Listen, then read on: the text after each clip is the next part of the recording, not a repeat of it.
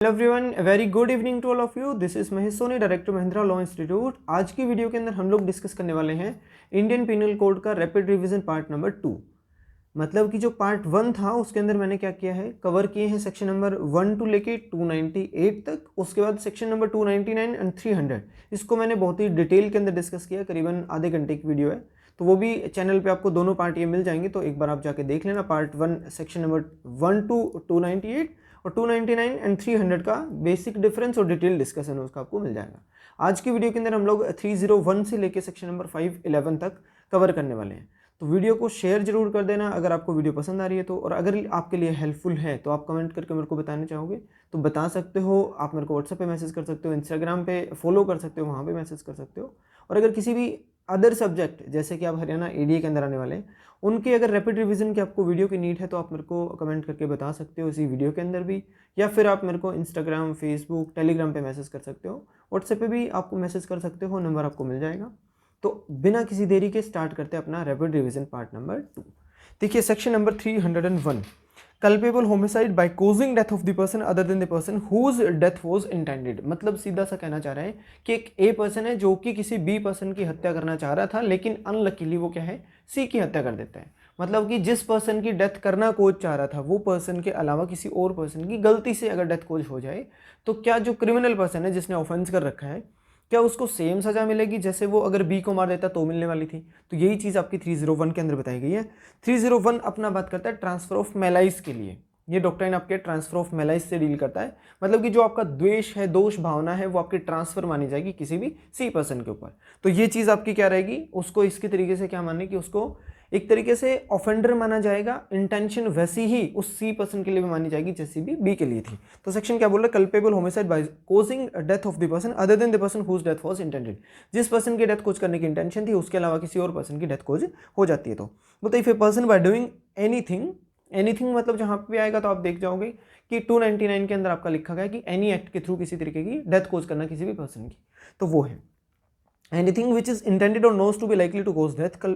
commit the culpable homicide by causing the death of any person whose death he neither intends or nor knows himself to be likely to cause। मतलब उस person को खुद को नहीं पता था कि क्या मैं इस एक्ट की वजह से सी को मार दूंगा या फिर सी की इस एक्ट की वजह से हत्या हो जाएगी, लेकिन उस पर्सन की इंटेंशन सिर्फ एक बी पर्सन को मारने की थी। तो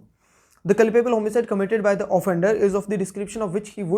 it would have been if he had caused the death of the person whose death he has intended or knows himself to be likely to cause। मतलब कि उस तरीके से ही लाइबल माना जाएगा जैसे कि उस पर्सन को खुद को पता था या फिर उसकी इंटेंशन थी उसी पर्सन को मारने की भी। तो इस तरीके से उसको 301 के अंदर लाइबल कर देंगे। ट्रांसमाइग्रेशन ऑफ मेलाइस बोल सकते हो या फिर ट्रांसफर ऑफ मेलाइस बोल सकते हो, दैट इज सेक्शन 301। 302 के अंदर आपकी मर्डर की पनिशमेंट दी गई है जो कि आपकी लाइफ इंप्रिजनमेंट हो सकती है या फिर उसको डेथ की पनिशमेंट है जो हो सकती है।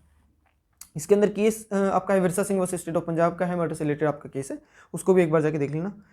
उसके बाद आपका सेक्शन नंबर 303 आ जाता है। देखिए 302 के अंदर बहुत सारे कमेंट दे रखे हैं, उनको आप बिल्कुल मत छोड़ना, उसको आप तरीके से पढ़ना है अपने हर चीज़ों को, मतलब जैसे भी कमेंट आपके बेयर के अंदर दे रखे हैं उन सबको एक बार कवर कर लेना। सेक्शन नंबर आपका 303 पे चलते हैं, जो कि punishment of the murder by the life convict person है। मतलब ऐसा कोई भी पर्सन है जिसको कि लाइफ इंप्रिजनमेंट की सजा मिल रखी है और वो पर्सन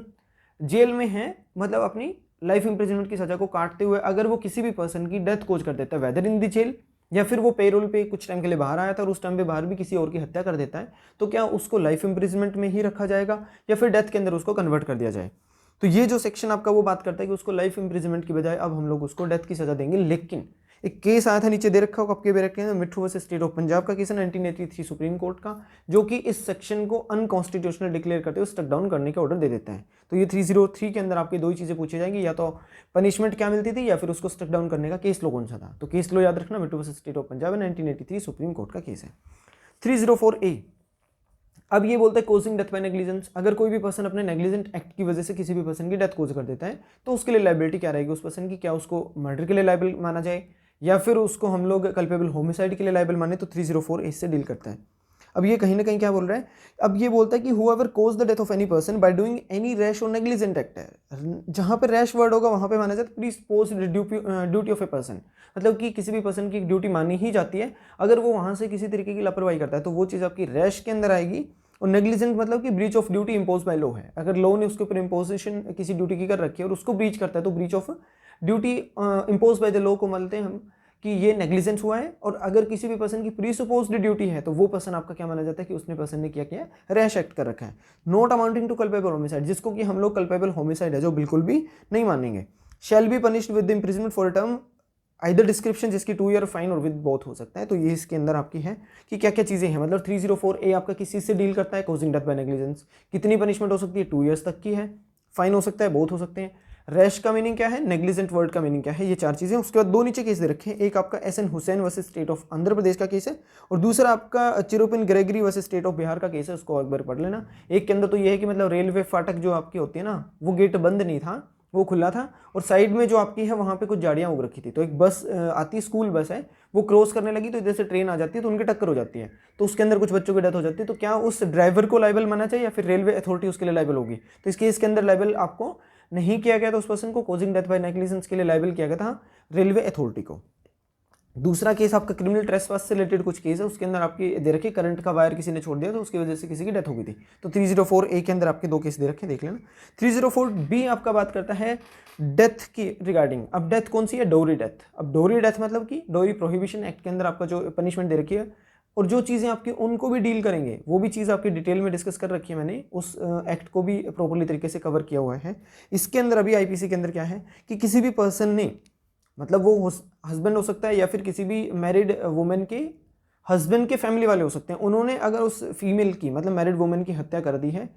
किस वजह से, दहेज की मांग की वजह से, तो उस केस के अंदर 304B लगता है अपना, जिसके लिए सेक्शन नंबर 113B आपका है इंडियन एविडेंस एक्ट का, वो भी पढ़ लेना। अब ये क्या बोलता है, where the death of any women की अगर डेथ हो जाती है is caused by the burn और बॉडली इंजरी या फिर जलाकर उसकी डेथ कोज कर दी जाती है, या फिर अकर अदरवाइज, या फिर दूसरे किसी तरीके से उसकी डेथ हो जाती है, otherwise than under the normal circumstances. मतलब अब नॉर्मल सर्कमस्टांसेस के अंदर अगर किसी भी महिला की जो कि मैरिड है उसकी हत्या हो जाती है with in the 7 year of her marriage, उसकी शादी के 7 साल के अंदर अगर उसकी डेथ हो जाती है जल के, बॉडली इंजरी से, या फिर दूसरे किसी तरीके से जो कि अब नॉर्मल सर्कमस्टांसेस में थे,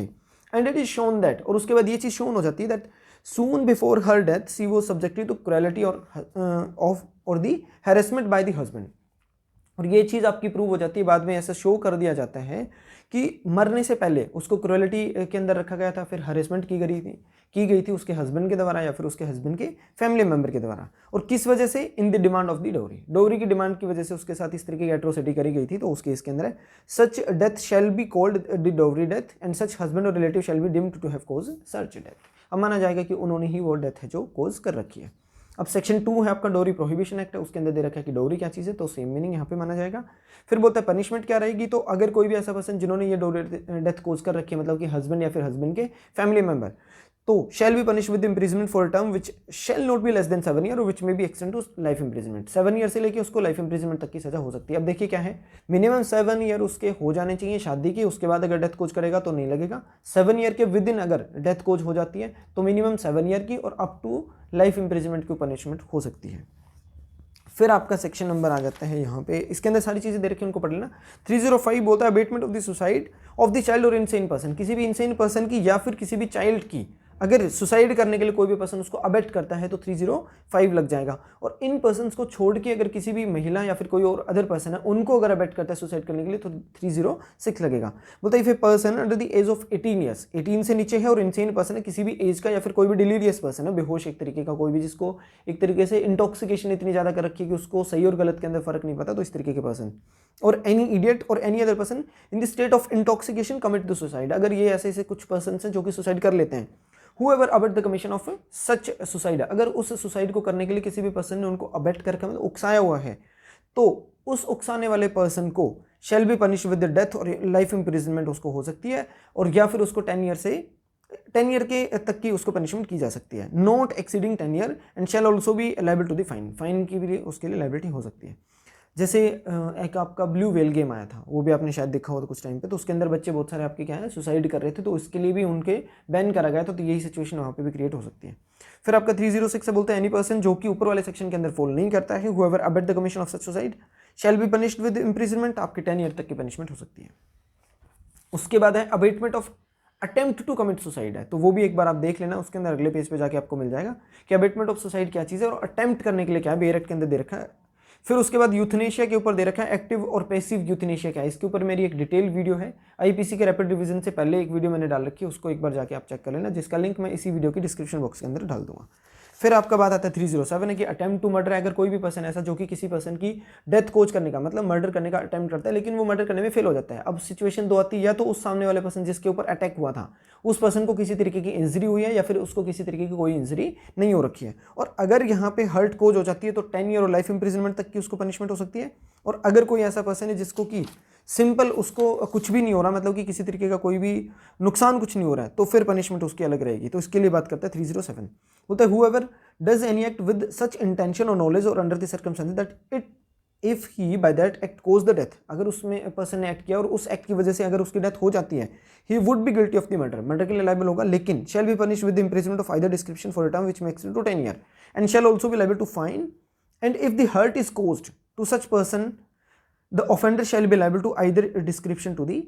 लाइफ इंप्रिजमेंट। अगर मतलब कि उसको किसी तरीके की हर्ट कोज नहीं होती तो 10 ईयर तक हो सकता है, और अगर हर्ट हो जाती है तो लाइफ इंप्रिजमेंट तक की उसको सजा हो सकती है। ये 307 दे रखा है। फिर उसके बाद attempt by the life convict है, उसके लिए आपका 303 रेड विद करेंगे।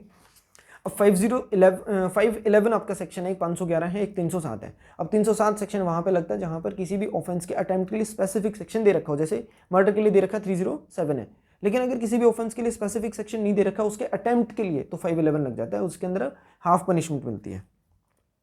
अब इन सेक्शन की सारी इलस्ट्रेशन आपको डिटेल में अच्छे से पढ़नी है। फिर आपका सेक्शन 308 है, attempt to commit culpable homicide है, that is not so much important, उसको सिर्फ ऊपर से रीड विद कर लेना एक बार। 309 बात करता है अटेम्प्ट टू कमिट सुसाइड की। अब सुसाइड मतलब कि आईपीसी के अंदर एक ऐसा ऑफेंस जिसको कमिट करने के ऊपर उस पर्सन को किसी तरीके की कोई सजा नहीं मिलेगी, लेकिन अगर उसका अटेम्प्ट के अंदर रह जाता है, मतलब कि कमीशन फेल हो जाता है, तो उसको पनिशमेंट हो सकती है। तो वो है अटेम्प्ट टू कमिट सुसाइड का,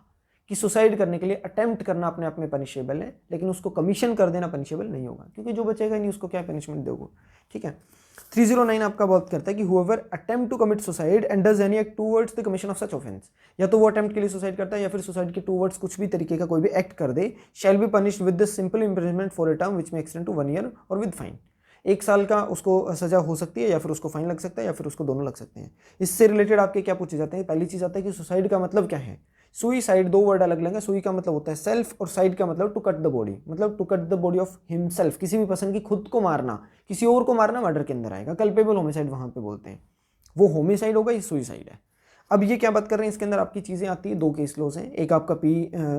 रतीनाम का केस है, दूसरा ज्ञान गौर का केस है। तो इनके ऊपर पूछा जाता है कि which of the following cases related to section 309 है। तो उसके अंदर आप याद रखना है, एक केस के अंदर उसको क्या डिसाइड किया गया था कि ये जो सेक्शन अपने आप में अनकॉन्स्टिट्यूशनल है, किसी भी पर्सन का right to life including the right to die with dignity है, तो ये भी आता है। दूसरे केस के अंदर बोलता है कि ऐसा कुछ नहीं है, राइट टू लाइफ है, तो right to causing death of himself, ये चीजें नहीं होनी चाहिए, ये अनकॉन्स्टिट्यूशनल डिक्लेयर किया गया था। तो 309 के अंदर आपके दोनों केसेस दे रखे हैं नीचे, right not to die, right to die, viz इसके दे रखे हैं, तो उसको एक बार चेक कर लेना। 310 बोलता है ठग, कोई भी ऐसा पर्सन है जो कि बच्चे चोरी करता है जैसे, या फिर आपके रोबरी में हैबिचुअली अगर कमीशन करता हो, तो वो पर्सन आपका 310 के अंदर जाएगा, तो उसको बोला जाएगा ठग पर्सन। 311 में उसकी इंप्रिजनमेंट हो सकती है लाइफ इंप्रिजनमेंट तक की। 312 बोलता है कि कॉजिंग मिसकैरेज। अब इसके अंदर आपकी वुमेन से रिलेटेड ऑफेंसेस हैं ये, कि whoever voluntarily causing a woman with child to miscarry. अगर कोई पर्सन वुमेन जो कि क्या है विद चाइल्ड है, एक होता है क्विक विद चाइल्ड, एक होता है विद चाइल्ड। विद चाइल्ड मतलब कि with in the 3 month of the pregnancy, और क्विक विद चाइल्ड का मतलब after the 3 month of the pregnancy, जब वाइब्रेटिव पीरियड जिसको बोलते हैं, वाइब्रेटिंग पीरियड जब स्टार्ट हो जाता है, तो उस टाइम पे अगर डेथ कुछ करोगे, मतलब कि एक तरीके से मिसकैरेज करोगे तो अलग पनिशमेंट है, और with in 3 month of the starting period के बोलोगे तो उस टाइम पे अलग पनिशमेंट है। तो बोलता है कि अगर कोई भी विद चाइल्ड है, shall if such miscarriage be not caused in good faith for the purpose of saving the life of the women, women की लाइफ को सेव करने के पर्पज से अगर किसी का मिसकैरेज करा जाता है तो ठीक है, अगर अदरवाइज में क्या होगा, be punished with imprisonment of either description for a term which makes to 3 year और विद फाइन हो सकता है। फिर बोलता है कि if the woman is be quick with child, अगर वो क्विक विद चाइल्ड है तो उसके लिए पनिशमेंट आपकी 7 ईयर और बोथ हो जाएगी, उसके अंदर आपकी हो सकती है, मतलब एक तरीके से 7 ईयर और पनिशमेंट, उसके साथ आपका फाइन भी लग सकती है। एक्सप्लेनेशन में बोलते हैं woman who cause herself to miscarry, मतलब खुद को अगर मिसकैरी करवाती है तो is within the meaning of this section, वो भी ऑफेंडर मानी जाएगी इसी सेक्शन के अंदर। 313 बोलता है causing miscarriage without the women's consent, women की कंसेंट के बिना अगर उसका मिसकैरेज कर दिया जाए तो लाइफ इंप्रिजनमेंट और 10 ईयर तक की पनिशमेंट उसको वाली जाएगी, अगर वो आपकी weather the women is quick with child और नॉट, इस बात से कोई फर्क नहीं पड़ता कि वो with child quick with child थी या फिर क्विक विद चाइल्ड नहीं थी। फिर बोलता है 14 के अंदर है कि death caused by the act done with intent to miscarriage, miscarriage तो करना चाह रहा था लेकिन वुमेन की ही हत्या हो जाए तो सेक्शन 314 लगता है, स्ट्रिक्ट लायबिलिटी का रूल इसको बोला जाता है। उसको भी एक बार आप देख लेना, इसके अंदर सिंपल लिखा है कि अगर कोई भी पर्सन ऐसी इंटेंशन से एक्ट करता है कि उसका मिसकैरेज करना चाह रहे हैं और women with child does any act which cause the death of such women, और उस वुमेन की ही हत्या हो जाती है, तो उस केस के अंदर उसके ऊपर क्या रहेगा, अपना 10 ईयर की ही पनिशमेंट उसको होने वाली है। मतलब main target was only the child but the commission was towards the women, तो उसके ऊपर क्या हो जाता है कि बच्चे की हत्या नहीं होती, पेट में जो था मिसकैरेज तो हुआ नहीं लेकिन वुमेन की हत्या हो गई, तो उस केस के अंदर 314 लगेगा। उसके बाद आपका 315 है, इसको एक बार जर्नली पढ़ लेना। मतलब कि ऐसा कोई भी पर्सन इस तरीके का कोई भी एक्ट कर दे जिससे कि बच्चा या तो मरा हुआ पैदा हो या फिर उसका जो जन्म है वो जन्म होने के बाद इस तरीके से मतलब कि प्रॉपरली तरीके से मर जाए, मतलब जन्म उसका हो गया लेकिन बाद में मर गया या फिर मरा हुआ बच्चा पैदा होता है, तो 315 लग जाएगा, 10 ईयर की पनिशमेंट है। 317 के अंदर आपका दे रखा है कि अगर कोई भी ऐसा पर्सन जो कि कोई भी माँ बाप हो सकते हैं दोनों, अपने बच्चे को अगर अबेंडनमेंट करते हैं तो उस केस के अंदर 317 लगता है, माँ और बाप दोनों पे, मदर और फादर दोनों लाइबल होंगे। एज दे रखी है बच्चे की 12 ईयर, उसको पढ़ लेना। 317 मेन सेक्शन यही है आपका। 319 आपका बात करता है कि हर्ट, सिंपल हर्ट कोज करने की बात कर रहे हैं, तो बोलता है whoever causing bodily pain, disease या फिर आपकी किसी तरह की इन्फर्मिटी कोज कर दे किसी भी पर्सन को, तो उसको बोला जाएगा कि ये अपने आप में क्या है, हर्ट कोज हो गया। ग्रीवियस हर्ट के अंदर आपका कुछ पॉइंट दे रखे हैं जिनके अंदर बोलता है कि हर्ट ओनली जो होगी डिजिग्नेट कर जाएगी ऐसे की जैसे कि वो ग्रीवियस नेचर की है, मतलब एक तो सिंपल इंजरी करी थी, एक ग्रेव नेचर की है मतलब, तो उसको ग्रीवियस नेचर बोला जा रहा है। तो बोलता है इमेस्कुलेशन, अगर नपुंसकीकरण अगर इस तरीके का कोई भी एक्ट कर दे जिसकी वजह से किसी पर्सन का नपुंसकीकरण हो रहा है या फिर आपका इमेस्कुलेशन हो रहा है, तो फर्स्ट वाले के अंदर। सेकंड बोलता है कि प्राइवेट आपका क्या हो रहा है, permanent privation of the site of the eyes है, मतलब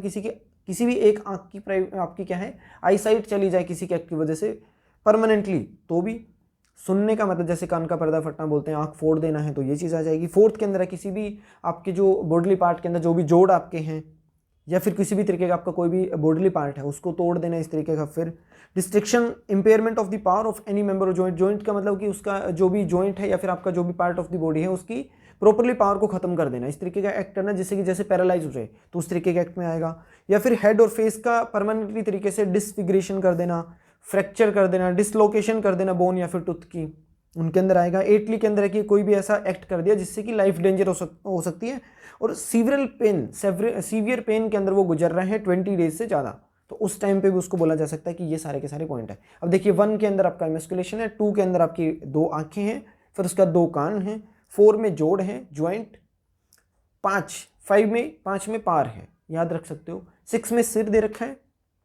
हेड और आपका फेस आ जाएगा। 7 में दांत दे रखे हैं या फिर बोन आ जाएंगे, टूथ। 8 में आपकी 20 डेज हो जाएगी, तो इस तरीके से आप याद कर सकते हो। फिर उनकी पनिशमेंट दे रखी है 321, 322, 3, 4, 5, ये नंबरिंग पढ़ लेना, ऊपर से ज़्यादा इंपॉर्टेंट नहीं है। 326 है कि voluntarily causing grievous hurt by using the acid, अगर एसिड यूज़ कर रहे हो तो उस केस के लिए 326 है। पहली चीज़ सेक्शन नंबर 326A रहेगा। दूसरा क्वेश्चन रहेगा कौन से अमेंडमेंट एक्ट के अंदर ये आया था, 2013 के अमेंडमेंट के अंदर इसको इंसर्ट किया गया था। 320A एंड B दोनों आपके, एक तो attempt to throw the acid और थ्रोइंग कर देना, दूसरे के अंदर है कि ग्रीवियस हर्ट कोज कर रहे हो एसिड को यूज करके। उसके अंदर 2-3 वर्ड आएंगे, इसके अंदर एक आपका एडमिनिस्टर करना हो सकता है या फिर उसके ऊपर फेंकना हो सकता है, मतलब एक तो होता है कि जिसको इंजेक्शन लगा दिया या फिर उसको पिला दिया या फिर उसके बॉडी में डाल दिया, तो इस तरीके की 3-4 चीजें आएंगी। 331 को देख लेना एक बार। 331 बोलता है voluntarily causing grievous hurt to the extort the confession or compelled restoration of the property, उसके लिए 331 इंपॉर्टेंट, आपका ज़्यादा इंपॉर्टेंट नहीं है उस लेवल का, लेकिन हेडिंग के लिए इंपॉर्टेंट है। 336 इंपॉर्टेंट आपको पढ़ा दिया था पहले, 279 के साथ बताया था सेक्शन, एक बार देख लेना, ज़्यादा इंपॉर्टेंट नहीं है, नंबरिंग के हिसाब से इंपॉर्टेंट आपका। 339 रोंगफुल रेस्ट्रेंट और 340 सेक्शन आपका रोंगफुल कन्फाइनमेंट। रोंगफुल रेस्ट्रेंट है किसी पर्सन को रोक देना, कन्फाइनमेंट है एक तरीके से कैद कर देना। अब अगर किसी को रोकोगे मतलब किसी भी पर्सन को किसी भी रास्ते पे किसी साइड में जाने से रोकना 340, लेकिन किसी भी साइड में जाने से रोक देना, मतलब किसी भी साइड के अंदर वो नहीं जा सकता, मतलब तीनों रास्ते बंद कर दिए, कन्फाइनमेंट होगा। 3 रास्ते हैं, एक रास्ता रोक दिया, दूसरे के लिए अवेलेबल आपके पास है, तो वो आपका रोंगफुल रेस्ट्रेंट होगा। देख लेते हैं एक बार। Whoever voluntarily obstruct any person so as to prevent that person from proceeding in any direction, किसी एक पर्टिकुलर डायरेक्शन के अंदर जाना चाह रहा था लेकिन उस दिशा में उस पर्सन को जाने से रोकना। In which that person has a right to proceed, लेकिन उस पर्सन का वहाँ पे राइट था उस तरफ जाने का लेकिन उसको रोका गया, तो बोला जाएगा कि उस पर्सन को रोंगफुली तरीके से रिस्ट्रेन किया गया है। दूसरा आपका 340 में बोलता है कि restrain any person in such a manner as to prevent that person from proceeding beyond certain circumscribing limit, एक लिमिट थी सर्कमस्क्राइब की गई, मतलब बताएगी लिमिट से बाहर जाने से रोकना किसी पर्सन को, तो वो अपने आप में क्या होगा 340 रहेगा। 41 और 42 के अंदर इनका दे रखा है आपका पनिशमेंट, एक बार देख लेना। 43 नॉट सो इंपॉर्टेंट है, उसके अंदर बता दिया कि कन्फाइनमेंट करके रखना है उसको 2 और 3 और मोर डेज के लिए, तो ये सेक्शन लग जाएगा। 10 और मोर डेज के लिए तो 344 लग जाएगा। कम टू सेक्शन 349। 349 आपका बोलता है फोर्स यूज करना किसी भी पर्सन के ऊपर। अब a person is said to use the force to another if he causes motion, change of motion, cessation of motion, मतलब कि किसी पर्सन का मोशन था, मतलब किसी पर्सन को आपने चलने से रोकना है, या फिर कोई इंसान आराम से बैठा है उसको एकदम से चलवा दे, मतलब आपने उसके तरफ ऐसा कोई एक्ट कर दिया जिससे कि वो वहाँ से उठ के चला गया, या फिर वो जा किसी दिशा में रहा था पर्टिकुलरली अपनी दिशा को उसने चेंज कर लिया। मतलब 3 चीज़ आए हैं इसके अंदर। फोर्स इस तरीके से कोई भी चीज़ आपका एक्ट करना जिससे कि किसी पर्सन का मोशन कोज कर दो, आराम से बैठा एकदम से वो हिलेगा गया, एक। दूसरा बोलता है कि जिस दिशा में जा रहा था उसकी दिशा चेंज करवा दी, चेंज ऑफ मोशन। तीसरा चल रहा था वो वहीं पे रुक गया, सीज कर देना उसको, तो सेसेशन ऑफ मोशन जो आपका आएगा वो रहेगा। If he causes to any substance such motion, या फिर आपका किसी भी सब्सटेंस के ऊपर इस तरीके का एक्ट कर दे, उस तरीके का मोशन करवा दे, तब भी आ जाएगा। और change of motion, cessation of the motion as bring that substance into the contact with any part of that person's body, मतलब कि जो कि इस तरीके से एक्ट करना है कि जो कि आपने कोई सब्सटेंस यूज कर दिया जो कि उस पर्सन की बॉडी से कॉन्टैक्ट में आ सकता है बाद में जाके, तो उसकी वजह से वो पर्सन क्या हो रहा है एकदम से उसको कोज ऑफ मोशन हो रहा है, सेसेशन ऑफ मोशन हो रहा है, या फिर चेंज ऑफ मोशन हो रहा है, तो वो भी फोर्स के अंदर चला जाएगा। फिर आपका बोलता है कि with anything which the other is wearing और कैरिंग, और with anything so situate that any such person effect और अदर सेंस फीलिंग, मतलब कि सेंस फीलिंग का मतलब ये होगा कि पानी के पास आप बैठे हो, एकदम से आपने पत्थर फेंका, तो आपके इंटेंशन दिमाग में इस तरीके से आपके आ सकती है, माइंड में थॉट्स ऐसे आ सकते हैं, उसके अंदर हो सकता है कोई जहरीला सांप या फिर आपके बिच्छू हो सकते हैं, तो एकदम से वहां से आप उठ के चल दोगे, तो इस तरीके का कोई भी एक्ट कर देना, लेकिन डायरेक्टली आपके ऊपर एक्ट नहीं था, लेकिन ऐसा कोई भी एक्ट किया गया जिसका इफेक्ट आपके माइंड पे गया, तो 349 के अंदर जाएगा। फिर आपका बोलता है फर्स्ट क्लोज के अंदर है कि by his own bodily power, या तो किसी पर्सन ने कोई एक्ट किया अपनी खुद की पावर से। दूसरा बोलता है disposing any substance in such a manner that the motion और चेंज ऑफ मोशन और cessation of motion take place without any further act on his part. मैं अगर एक तरीके से कोई भी ऐसा एक्ट करके छोड़ दूं जिससे कि बाद में मेरे पार्ट पे कोई काम करने की जरूरत नहीं है, लेकिन बाद में आपके ऊपर इफेक्ट जाएगा और आपका वो मोशन कोज हो सकता है, चेंज हो सकता है, या फिर आपका सेसेशन हो सकता है, तो उस तरीके से बोल सकते हो। और on the part of any other person by inducing any animal to move, to change the motion or to seize the motion you have to move। Simple बोला कि किसी भी, जैसे कि घोड़ा गाड़ी है उसके अंदर आपने कोई सामान रख रखा है, अब मैं उस घोड़े को मूव कर दूं जिसकी वजह से आपका मोशन होगा, तो वो हो जाएगा। ऊपर वाले क्लोज के अंदर एक चीज आती है, जैसे कि किसी पर्सन ने क्या किया कि नाव है उसको रस्सी से बांध रखा है साइड में पेड़ से, अब वो रस्सी काट दी, उसके बाद मेरी इंटेंशन ऐसी है कि वो नाव क्या करेगी उस नदी से आगे जाएगी, आगे जाके मैं वहां से सामान को चोरी कर लूंगा एक तरीके से। तो इस तरीके की चीज में इंटेंशन क्या दिख रही है कि मैंने उस आदमी का भी मोशन कोज कर रखा है, लेकिन हमने क्या किया था, एक ऑब्स्ट्रक्शन जो था उसको मूव किया खाली, लेकिन बाद में उस ऑब्स्ट्रक्शन को मूव करने के बाद मेरे पार्ट पे किसी तरीके का कोई एक्ट करने की जरूरत नहीं थी, फिर भी क्या माना जाएगा, कोज फोर्स करना ही माना जाएगा। और अगर आपने ये जो फोर्स यूज कर रखा है वो ऐसे इंटेंशन से कर रखा है कि आप किसी तरीके का ऑफेंस कमिट करना चाह रहे हो, तो क्रिमिनल ऑफेंस के अंदर आपका चला जाएगा, वो क्रिमिनल फोर्स हो जाएगा। तो बोलता है इंटेंशनली, अब 350 पे आते हैं, intentionally use force to any person without the person consent, उस सामने वाले पर्सन की इंटेंशन के बिना, कंसेंट के बिना आपने किसी तरीके का कोई भी फोर्स यूज कर लिया in order to commit of any offence, किसी भी तरीके का ऑफेंस कमिट करने के पर्पज से किया गया फोर्स आपका क्रिमिनल फोर्स के अंदर चला जाएगा। इतना ही है इसके अंदर, आप देख लेना, उसके बाद आपकी सिंपल सी लैंग्वेज दे रखी है, मेन बात यही था। 351 आपका बात करता है असोल्ट का। हाँ, उससे पहले आपकी जो इलस्ट्रेशन दे रखी 350 के अंदर उसको जरूर पढ़ना है। एफ सबसे important, D B, B D F, 3 पढ़ लेना, इंपॉर्टेंट तीनों। एफ सबसे इंपॉर्टेंट है।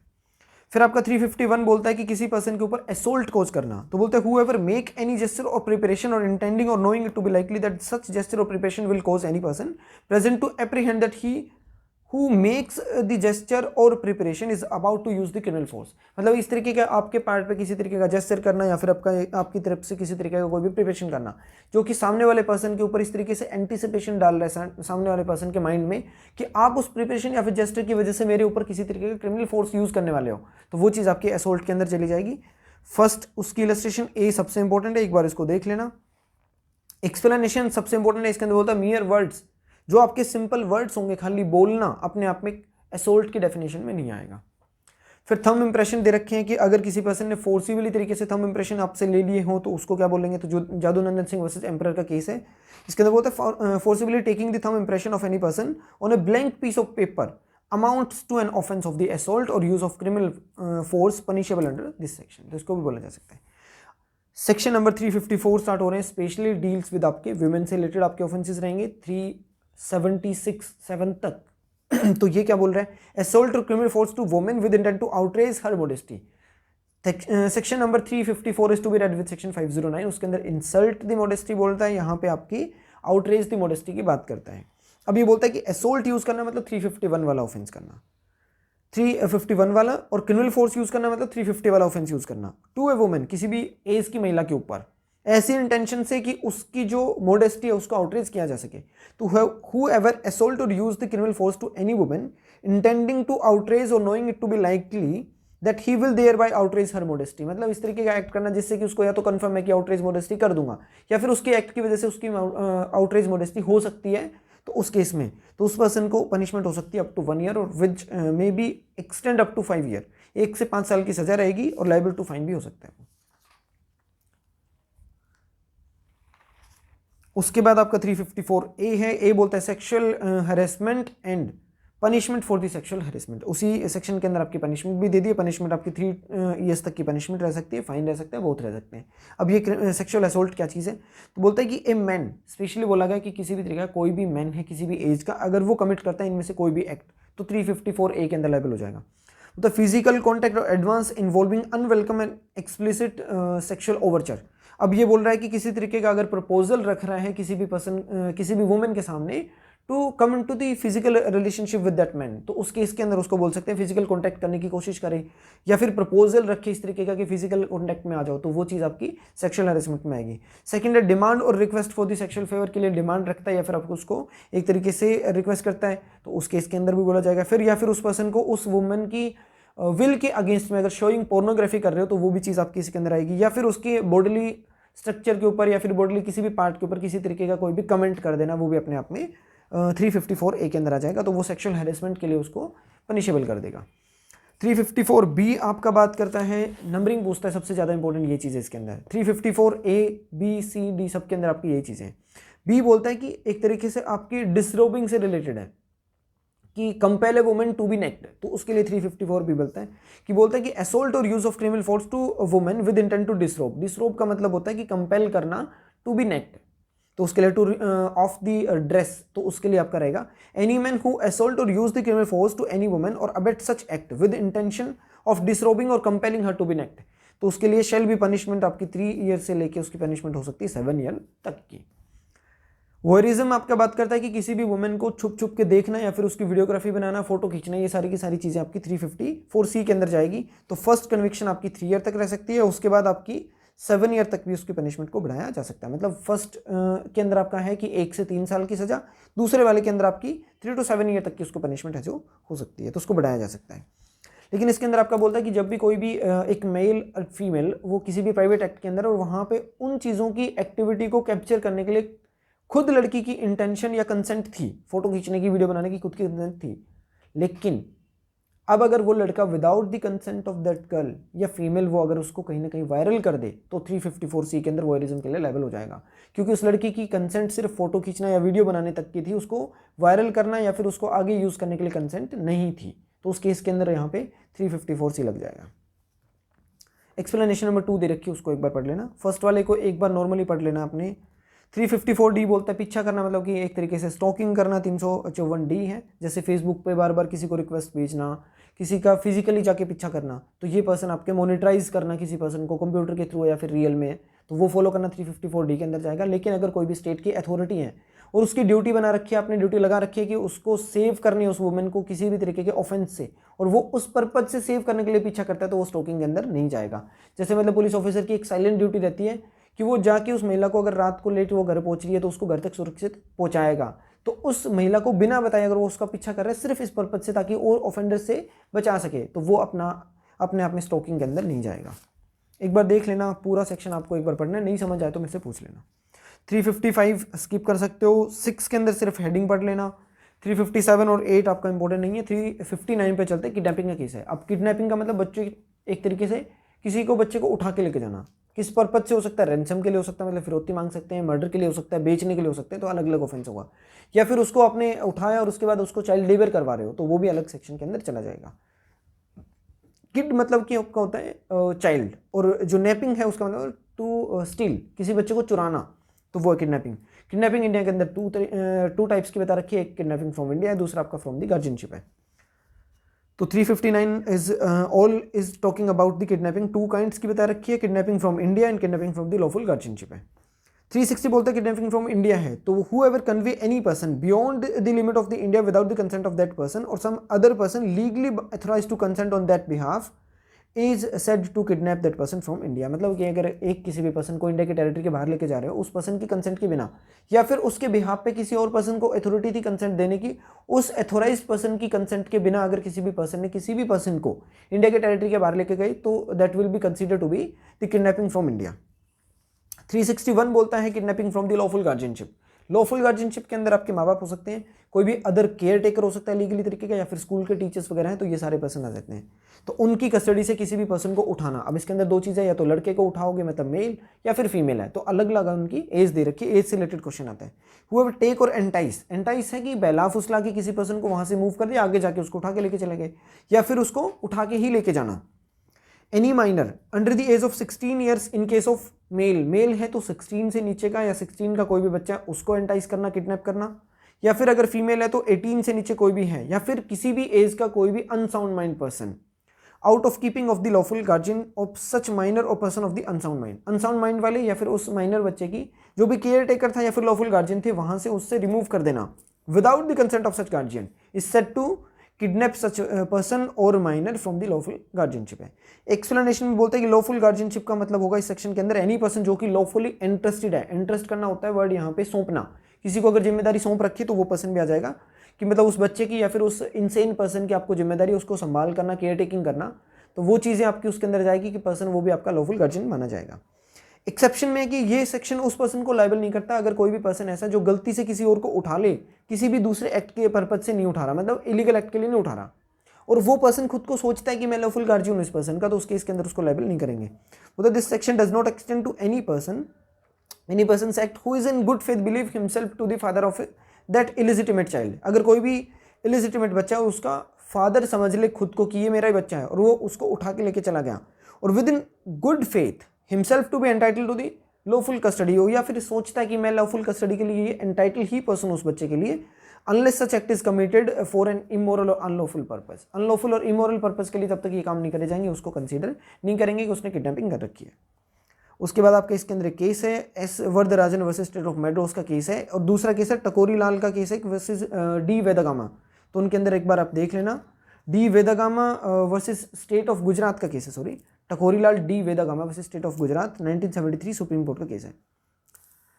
फिर आपका इसके अंदर आपका ना जाता है सेक्शन नंबर 362 है, जो कि अबडक्शन की बात करता है। अबडक्शन के अंदर है किसी भी पर्सन को बाय फोर्स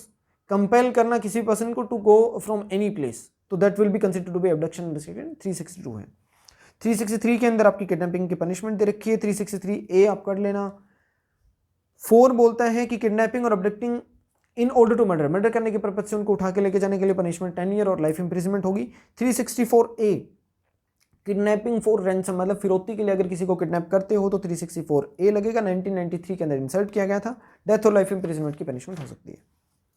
366A है procuration of a minor girl, minor girl को प्रोक्योर करके रखना ताकि वो फोर्स कर सके या फिर उसको सेड्यूस कर सके to enter into illicit relationship with any other person, तो उसके लिए सेक्शन नंबर 366A है। बी को भी देख लेना, फॉरेन कंट्री के अंदर भेजना 366B है। 370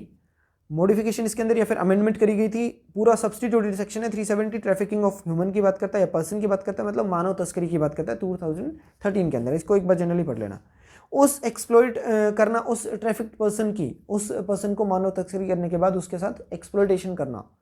वो सेक्शन 370A है, उसको देख लेना। 371 habitual dealing in slaves. 372 general पढ़ना है। 374 मार्क कर लो, ढंग से पढ़ लेना थोड़ा सा, कि चाइल्ड लेबर के ऊपर बात करी गई है। अनलॉफुल अगर कंपलसरी लेबर किसी से करवाया जाए तो चाइल्ड लेबर भी इसी के अंदर आ जाएगा, तो वो इसके अंदर आपके 1 साल तक की पनिशमेंट दे सकते हैं।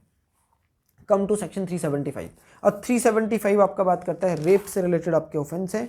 अब रेप से रिलेटेड जो भी ऑफेंसेस आएंगे उनके अंदर क्या चीज़ है कि कोई भी ऐसी महिला है, वुमेन है, जिसकी एज 18 प्लस है या 18 से नीचे है, उनके साथ अगर फिजिकल रिलेशनशिप बनाना, किसी तरीके का फिजिकल कॉन्टैक्ट करना, कोई भी एक्ट करना जो कि towards the commission of the rape offence है, without the consent of such women होगा, तो वो केस आपका 375 के अंदर है जो चला जाएगा। एक बार इसकी 375 की आपके 1 to 4 तक के 4 क्लोज आपको खुद पढ़ने हैं।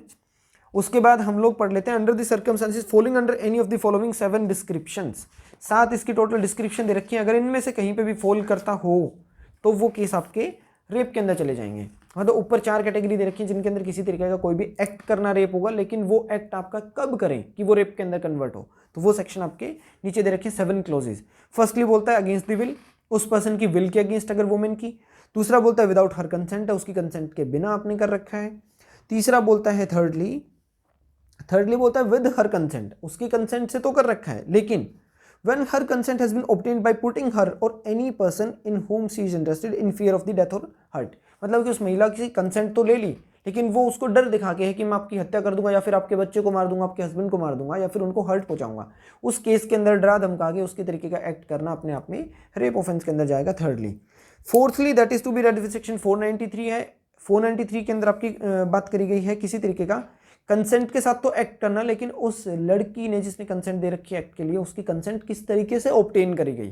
फ्रॉड करके। ये पर्सन एक ए है, वो लड़की को जाके बोलता है कि I am your lawfully wedded husband, और उस वजह से अगर वो लड़की कंसेंट दे रही है फिर एक्ट करने तो भी रेप के लिए लायबिलिटी। दूसरे के अंदर अगर वो लड़की खुद उसको समझ रही है कि आप मेरे हस्बैंड हो, लेकिन उस लड़के को पता है कि वो इसका हस्बैंड नहीं है, लेकिन फिर भी वो क्या कर रहा है उसके साथ एक्ट के अंदर इन्वॉल्व हो रहा है, तो भी इसकी कंसेंट मानी जाएगी। लेकिन वो किस तरीके से ऑब्टेन हुई, फ्रॉड के थ्रू ही किसी तरीके से, क्योंकि इस पर्सन की यहाँ पे ड्यूटी टू स्पीक था, ये बताना उस लड़की को कि मैं आपका हस्बैंड नहीं हूँ। वो बिलीव कर रही है कि ये हस्बैंड है, लेकिन वो सही में हस्बैंड नहीं था, इस बात का इसको पता था, तो वो आपका लायबल होगा। तो फोर्थली क्लोज बोलता है कि with her consent when the man knows that he is not her lawfully wedded husband, मतलब उस पर्सन को पता है कि मैं इसका लॉफुली वेडिड हस्बैंड नहीं हूँ। इस लड़के को यहाँ पे पता है इस लड़की के बारे में, लड़की खुद क्या कर रही है, एक तरीके से मान के चल रही है कि मेरा हस्बैंड है, लेकिन लड़के को पता है कि मैं इसका हस्बैंड नहीं हूँ, तो फोर्थ क्लोज जाएगा। और उसको इस बात का पता है कि मैं इसका हस्बैंड नहीं हूँ, और लड़की को ऐसा लग रहा है कि ये जो दूसरा पर्सन है वो पर्सन है जिससे कि मेरी शादी हो रखी है, तो इस बिलीफ के अंदर है। जबकि सेक्शन नंबर आपका वो जो 493 है वो आपका बात करता है consent given for the sexual intercourse to any man believing that the person to be her husband if the fact that he is not her husband. अब देख लेते हैं एक बार सेक्शन नंबर 493 में चलिए, 493 निकाल लो। 493 आपका क्या बात कर रहा है, कोहैबिटेशन की बात करता है, और किस एवज में कर रहा है, तो बोलते हैं caused by a man deceitfully inducing to believe, मतलब कि वो लड़का खुद बिलीव करवाना चाह रहा है कि मैं ही आपका हस्बैंड हूँ, आप बिलीव करो, उस बेस पे अगर एक्ट करेगा तो 493, लड़की खुद विश्वास करे तो सेक्शन नंबर आपका 376 के अंदर है। अब ये क्या बात कर रहा है 375 का फोर्थ लिस्ट, बोलता है every man who by deceit cause any women, cause का मतलब होता है कि किसी को विश्वास दिलवाना, who is not lawfully married to him to believe that she is lawfully married to him, ये बिलीव करने के लिए उसको विश्वास दिलवाना कि हाँ मैं आपका लॉफुली हस्बैंड हूँ। टू कोहेबिट और have the sexual intercourse with him in that belief shall be punished with the imprisonment, आपके 10 ईयर के साथ उसको पनिशमेंट हो सकती है। तो ये आपका फोर्थली और 493 का डिफरेंस था, एक के अंदर लड़की खुद विश्वास करती है, एक के अंदर लड़का विश्वास दिलवाता है, दोनों केसेस के अंदर आपके अलग अलग सेक्शन अप्लाई होंगे। तो यहाँ पे 375 का फोर्थली क्लोज, वहाँ 493 है। फिफ्थली बोलता है कि उसकी कंसेंट तो ली गई है, लेकिन वो लड़की जब कंसेंट दे रही थी उस टाइम पे उसको होशावास नहीं था, इंटॉक्सिकेशन थी, या फिर उसको स्टफिफाई किया गया था, या फिर अनहोलसमनेस कुछ भी तरीके का कोई भी हानिकारक सब्सटेंस दिया गया था जिससे कि उसको होश नहीं था और कंसेंट दी, तो फिफ्थली क्लोज के अंदर जाएगा। सिक्सथली बोलता है कि विद और विदाउट हर कंसेंट है, जब उसकी एज जो है वो बिलो 18 हो। फिर आपका सेवंथली बोलता है कि कम्युनिकेट कंसेंट करने में, अगर कोई भी ऐसी लड़की है जो कि कंसेंट कम्युनिकेट करने के अंदर अगर अनेबल है, मतलब कि असक्षम है, तो वो भी केस आपका रेप के अंदर जाएगा 7(3) के अंदर। फर्स्टली आपका एक बार पढ़ लेना, सेकेंडली अनइक्वोकली कोई भी वॉलंटरी एग्रीमेंट के रिगार्डिंग बोला गया है उसको पढ़ लेना, प्रोवाइजो दे रखा है उसको खुद पढ़ना है। एक्सेप्शन फर्स्ट बोलता है मेडिकल प्रोसीजर और इंटरवेंशन है उसको रेप नहीं माना जाएगा, जैसे कि रेप विक्टिम का मेडिकल एग्जामिनेशन करना अपने आप में रेप नहीं माना जाएगा, क्योंकि कुछ ऐसे एक्ट दे रखे हैं 375 के फर्स्ट 4 क्लोजेस के अंदर शुरू में डेफिनेशन में, जो कि एक तरीके से रेप के अंदर आ सकते थे, लेकिन अगर मेडिकल प्रोसीजर के थ्रू इस तरीके का कोई एक्ट करा जाए तो that will never be considered to the rape. फिर आपका बोलते हैं एक्सेप्शन के अंदर है वाइफ की एज के लिए 15 और 18 का आपका दे रखा है, तो सेक्शन नंबर एक बार आप 198 क्लोज 6 CRPC पढ़ लेना, उसके साथ इसको पढ़ना है। सॉरी 376 के अंदर पनिशमेंट दे रखी है, तो whoever accept in the cases provided, जो भी दे रखे हैं उनको रिगरस इंप्रिजमेंट हो सकती है 10 ईयर तक की। अब क्या बोल रहा है देखो, सेकंड वाला पढ़ते हैं, इंपॉर्टेंट यही आपका, क्योंकि इसके अंदर एक अमेंडमेंट हुई थी, पहले आपका नॉट लेस देन 7 ईयर था, अब उसको उठा के 10 ईयर कर दिया गया है, तो उसको एक बार देख लेना।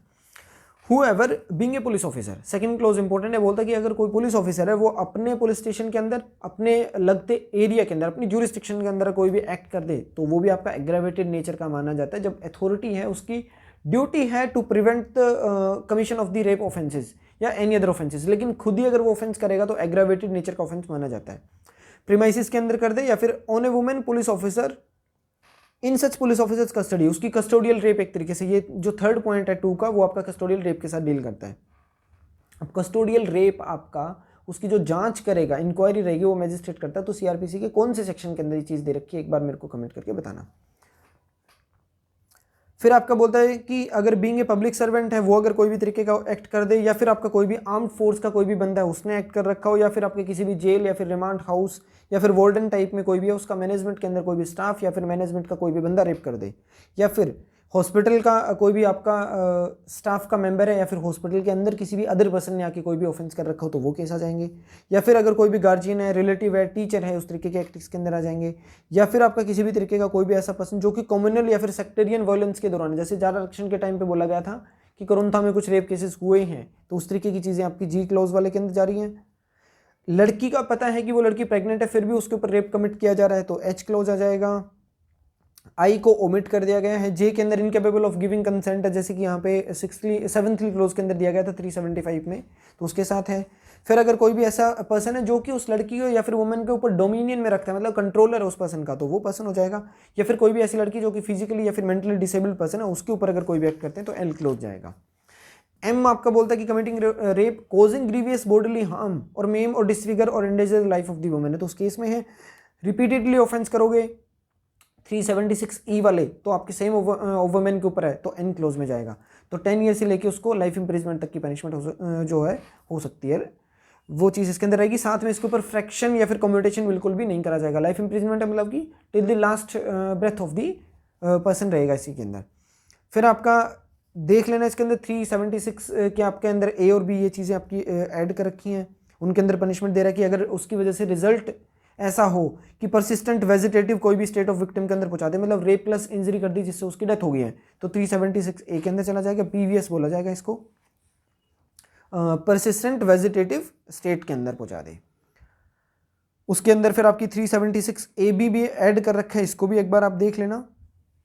376B आपका बात कर रहा है 198B सीआरपीसी प्रोसिक्यूशन के साथ रहेगा। 2 to 7 ईयर तक की पनिशमेंट है कि अगर कोई भी सेक्सुअल